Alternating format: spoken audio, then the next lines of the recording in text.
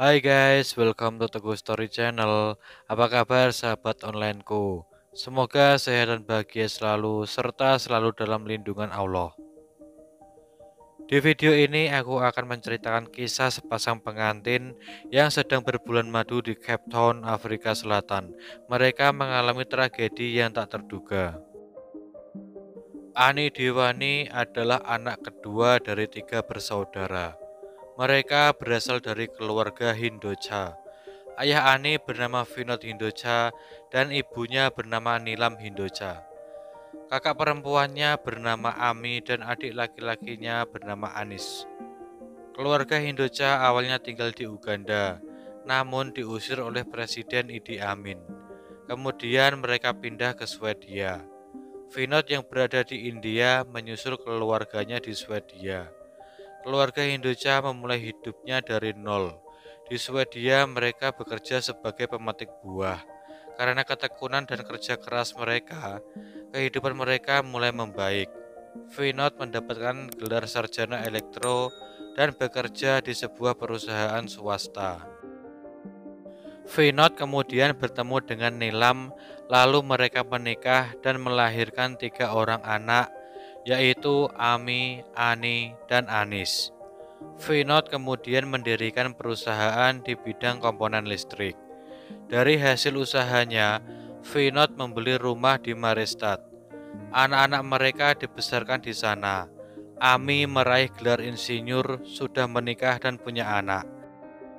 Anis yang bergelar sarjana ekonomi masih fokus dengan karirnya. Ani juga seorang insinyur dan bekerja di Ericsson. Dia mulai memikirkan untuk menikah seperti kakaknya Ami. Dia mengidam-idamkan pria India, namun di Swedia tidak banyak pria India.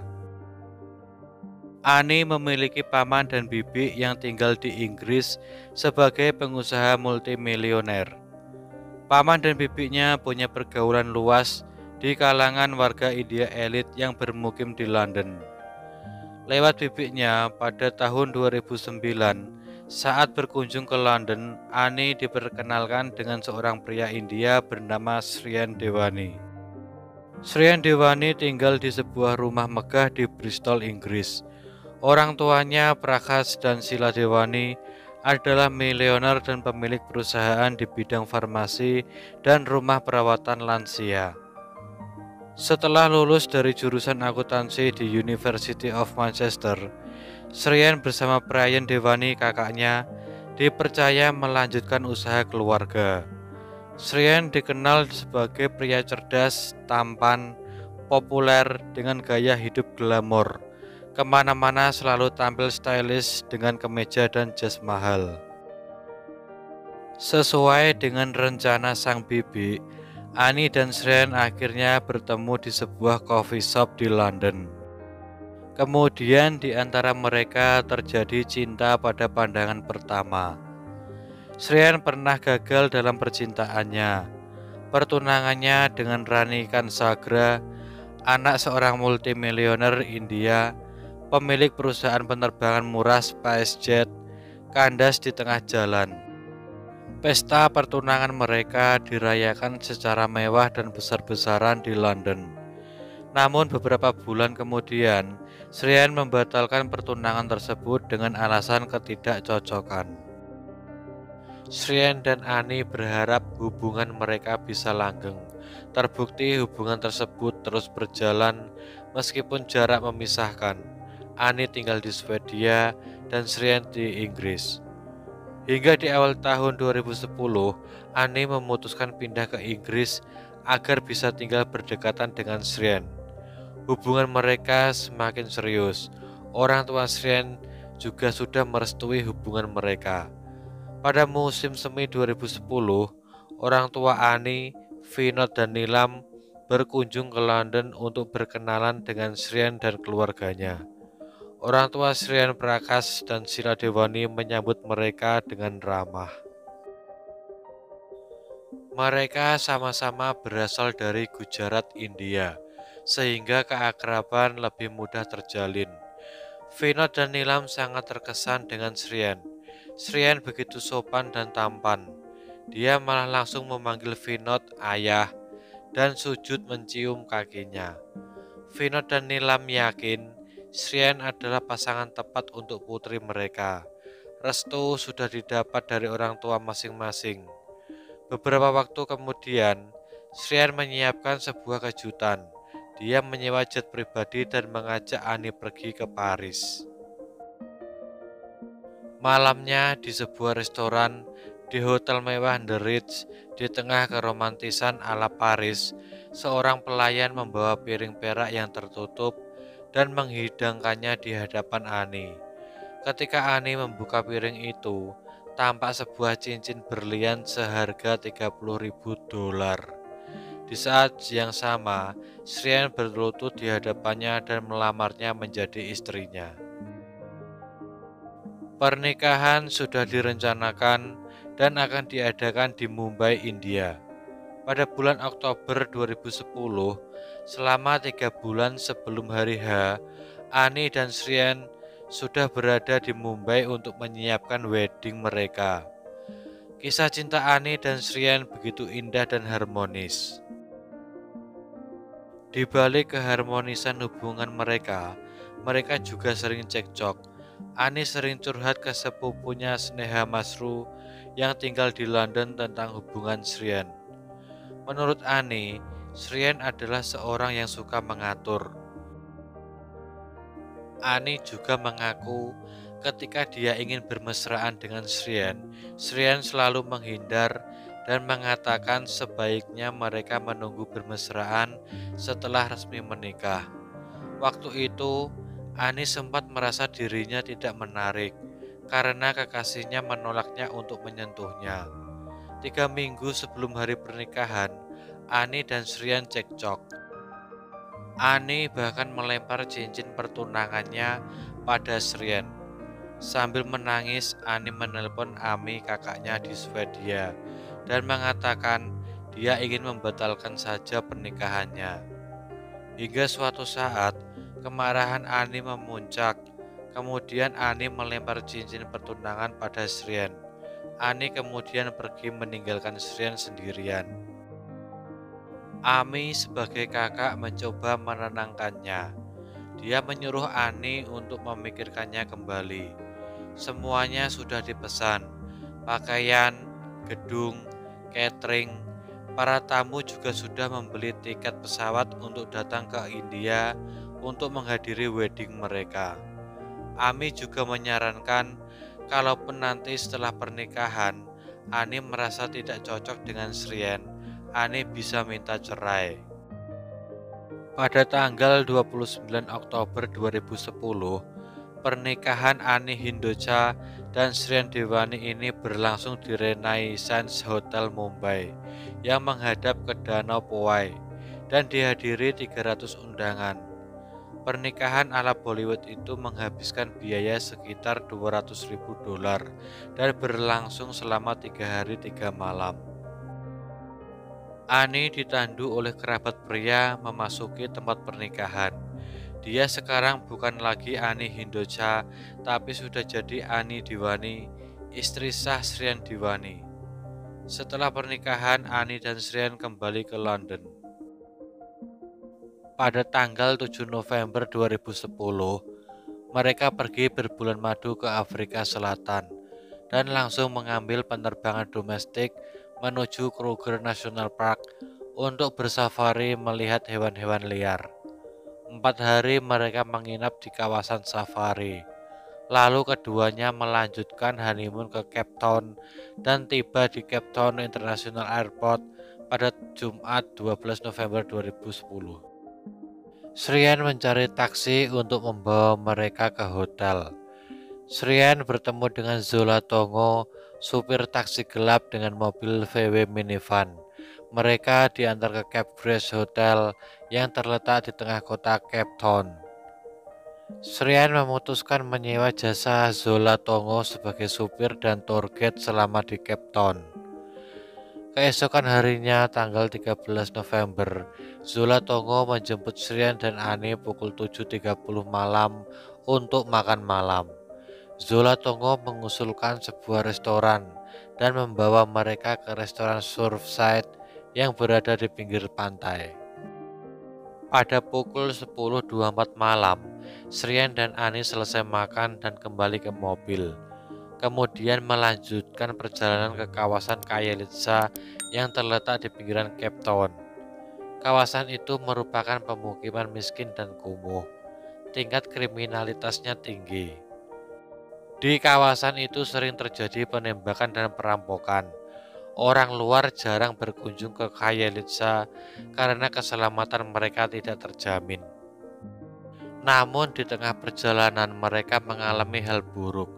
Pada pukul 11.30 malam, Srian mengetuk pintu rumah seorang warga.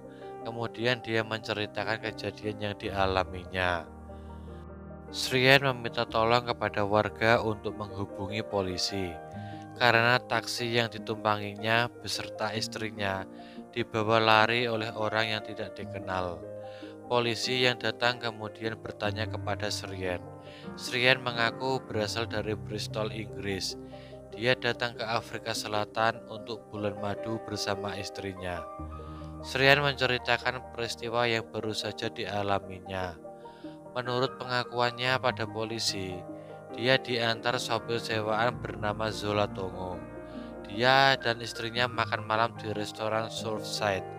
Di tengah perjalanan, istrinya ingin melihat sisi lain kehidupan penduduk lokal Cape Town di kawasan kumuh.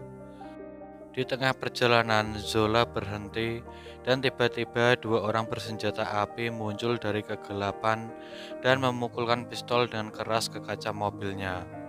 Mereka membuka pintu mobil yang tidak terkunci, lalu masuk dan membajak mobil mereka.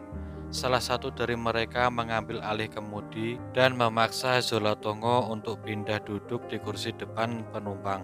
Kemudian satu orang lainnya masuk dan duduk di kursi belakang bersama dengan Ani dan Srian. Di tengah perjalanan, Zola diturunkan dan ditinggalkan begitu saja.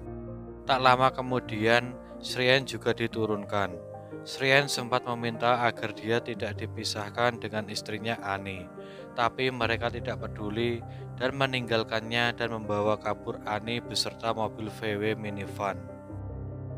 Srian kemudian diantarkan polisi kembali ke Cape Grace Hotel. Zola Tongo ternyata sudah melapor ke polisi, kemudian polisi membawanya ke Cape Grace Hotel dan mempertemukannya dengan Srian. Zola berusaha membantu polisi dengan semua informasi yang diingatnya tentang pembajakan itu. Keesokan harinya, tanggal 14 November 2010, polisi menerima laporan dari seorang warga Khayelitsha bahwa ada seorang wanita di dalam mobil VW minivan yang diparkir semalaman di kawasan Khayelitsha. Polisi datang pukul 8 pagi dan memeriksa mobil itu. Mereka menemukan jasad Ani di kursi belakang mobil dengan luka tembak di leher. Tidak ada tanda-tanda kekerasan seksual di TKP. Polisi mengambil sidik jari dan mengumpulkan bukti-bukti lainnya. Vinod Hindocha yang menerima kabar buruk ini, dia segera terbang ke Cape Town bersama dengan Prakash Dewani, ayah Srian. Betapa sedihnya Vinod mengetahui anaknya tidak hanya diculik, tapi sudah tewas di tangan penculik. Sewaktu Vinod meminta Srian untuk menemaninya melihat jasad Ani di kamar jenazah, Srian menolak dan mengatakan sebaiknya Vinod tidak melihat Ani karena tubuh Ani dalam kondisi bengkak. Vinod merasa perkataannya tidak enak didengar dan Srian malah memilih untuk pergi. Pada tanggal 17 November 2010, polisi melepas jenazah Ani kepada keluarganya. Jenazah Ani kemudian dibawa ke London. Srian, Prakash, dan Vinod juga kembali ke London. Sudah disiapkan acara memorial service untuk Ani sebelum jenazahnya dikremasi. Acara memorial service berlangsung pada tanggal 20 November 2010 dan dihadiri oleh 1.500 pelayat. Seluruh warga Hindocha di Swedia hadir di London. Srian membuat marah Vinod, ayah Ani, karena pada masa berkabung, Srian malah mengadakan pesta pizza dan mengundang 300 tamu. Saat Vinod menegur hal itu, Srian beralasan dia mengadakan pesta itu untuk mengenang Ani yang suka pizza. Dari sidik jari yang ditemukan oleh polisi, ternyata sidik jari itu adalah milik Kolile Mengeni yang sebelumnya sudah punya catatan kriminal sebagai tersangka pembunuh seorang pria. Polisi segera meringkus Kolile di rumahnya. Kolile kemudian mengakui perbuatannya dan mengatakan ke polisi saat membajak mobil, dia dibantu tetangganya Ziwa Maboda Kuabe. Polisi kemudian menangkap Kuabe. Dari pengakuan Kolile dan Kuabe, bukan hanya mereka berdua saja yang terlibat. Ternyata si sopir Zolatongo juga terlibat. Polisi pun meringkus Zolatongo yang sebelumnya tidak dicurigai sama sekali. Dari pengakuan ketiganya, perampokan itu sudah direncanakan sejak awal. Skenario mereka susun seolah-olah perampokan itu adalah pembajakan. Di tengah jalan, Kolile dan Kuabe menghentikan dan membajak mobil VW minivan. Zolatongo si supir yang berpura-pura ketakutan lalu diturunkan di suatu tempat, dan kedua perampok melakukan aksi perampokan mereka. Menurut Kuabe, Kolile yang menembak Ani karena Ani sempat melawan dan mempertahankan tasnya. Namun, Kolile membantah tuduhan itu dan mengatakan Kuabe yang menembak Ani. Polisi Cape Town merasa ada kejanggalan dalam kasus ini. Polisi merasa curiga karena pelaku hanya menculik dan membunuh Ani, sedangkan Srian diturunkan begitu saja di suatu tempat. Polisi kemudian menawarkan negosiasi pada pelaku. Jika pelaku menyatakan diri bersalah, sebagai gantinya hukuman mereka akan diperingan.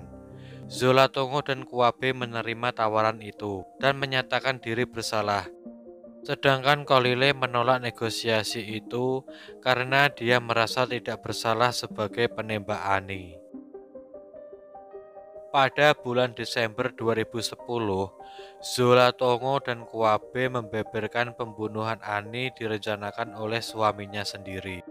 Zola merupakan satu-satunya pelaku yang berhubungan langsung dengan Srian Dewani. Semuanya berawal di Bandara Cape Town saat Srian menyewa Zola sebagai sopir. Zola lalu mengantar Srian dan Ani ke Cape Grace Hotel. Saat istrinya sedang check-in, Srian keluar dari hotel dan menemui Zola, dan sejak itulah terjadi komunikasi di antara keduanya. Diketahui Srian mencari seorang pembunuh bayaran untuk membunuh seorang wanita. Zola kemudian mencarikan pembunuh bayaran untuk Srian, dan Srian akan membayarnya 15.000 rand atau sekitar 13 juta. Zola kemudian menemui temannya yang bernama Monde Bolombo. Kemudian Monde mengenalkan Zola pada Kolile dan Kuabe, dan terjadilah aksi perampokan dan pembunuhan itu. Dari pengakuan Zolatongo dan Kuabe tentang keterlibatan Srian Dewani membuat pihak berwenang di Afrika Selatan meminta ekstradisi Srian kepada pemerintah Inggris. Srian harus datang ke Afrika Selatan untuk diadili atas dakwaan pembunuhan istrinya Ani Dewani. Keluarga Hindocha yang terkejut kemudian mendorong Srian untuk datang ke Afrika Selatan dan menjalani persidangan.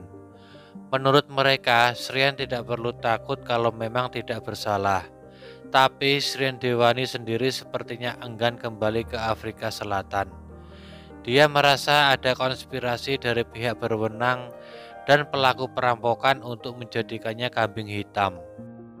Berita tentang pembunuhan Ani Dewani diberitakan secara luas di Afrika Selatan dan di Inggris. Seorang pria gay di Inggris bernama Leopold Leiser mengaku bahwa dirinya pernah disewa Srian untuk berhubungan seks dengannya. Dan diketahui Srian sebenarnya tidak bahagia bersama Ani dan ingin membatalkan hubungannya dengan Ani. Namun dia takut dan dia tidak mau membuat malu keluarganya. Mendengar hal itu, Srian membantah berita tersebut dan mengatakan kalau dia tidak mengenali Leopold Laser. Dia juga berkali-kali membantah merencanakan pembunuhan Ani. Pengakuan Leopold Laser ini memperjelas kecurigaan polisi Afrika Selatan kepada Srian. Motif kini sudah ditemukan. Menurut polisi, Srian membunuh istrinya karena ingin lepas dari pernikahannya, sebab dia adalah seorang gay.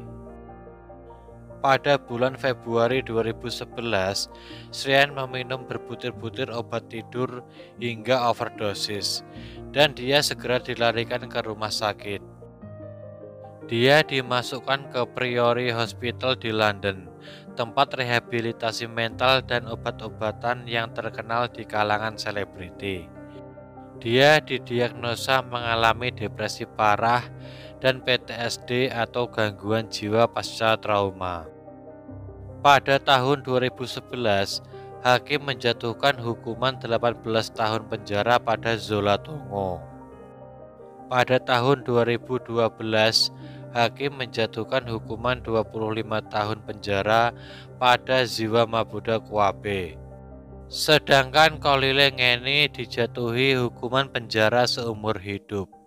Namun pada tahun 2014, Kolile meninggal di penjara karena kanker otak. Srian Dewani berhasil diekstradisi ke Afrika Selatan. Pada tanggal 7 April 2014, di persidangan Srian mengaku bahwa dirinya biseksual dan pernah melakukan hubungan intim dengan wanita dan pria, termasuk dengan Leopold Laser. Dia tetap bersikukuh tidak merencanakan pembunuhan istrinya Ani Dewani. Saat persidangan, François Van Zyl, pengacara pembela Srian Dewani, mengatakan selain tidak membunuh dan tidak merencanakan pembunuhan Ani, pengacara menyebutkan dua kemungkinan motif terbunuhnya Ani Dewani. Motif pertama adalah aksi perampokan yang gagal. Penembakan yang dilakukan pada Ani tidak direncanakan, tapi karena Ani melawan, pelaku kemudian melepaskan tembakan atau tidak sengaja melepaskan tembakan. Motif kedua, pengacara menerima informasi dari teman satu sel Zola Tongo bahwa di dalam sel Zola Tongo mengaku sebenarnya dia dan teman-temannya berniat menculik Ani dan meminta tebusan, tapi gagal karena Ani kemudian terbunuh. Kesaksian Zola Tongo tidak dapat dibuktikan. Pengakuannya tentang SMS antara dia dan Srian merencanakan pembunuhan ternyata tidak ada. Pembicaraan via telepon antara dia dan Srian juga tidak terbukti. Kesaksian antara satu pelaku dengan pelaku lainnya sering sekali kontradiktif, tidak sinkron, sehingga membuat hakim geleng-geleng kepala dan menyimpulkan semua kesaksian mereka hanya kebohongan yang dirancang untuk mendapatkan hukuman ringan. Hakim memutuskan tidak ada bukti yang bisa menjerat Srian Dewani sebagai otak pelaku pembunuhan Ani Dewani, termasuk orientasi seksualnya tidak ada kaitannya dengan pembunuhan Ani. Hakim membebaskan Srian Dewani dari semua tuduhan. Di luar pengadilan beredar rumor kalau Srian Dewani telah jadi korban konspirasi tingkat tinggi yang ingin menyelamatkan reputasi pariwisata Afrika Selatan dari pemberitaan negatif. Ada pihak-pihak yang khawatir kejadian perampokan dan pembunuhan Ani akan berdampak pada menurunnya kunjungan wisatawan asing ke Afrika Selatan. Keluarga Hindocha merasa tidak puas dengan bebasnya Srian Dewani. Menurut mereka, sangat banyak pertanyaan yang tidak terjawab. Yang mereka tahu pasti Srian Dewani adalah pembohong. Meski mengaku biseksual, warga Hindocha yakin dia adalah gay. Dan dengan sadar telah menikahi dan membohongi Ani.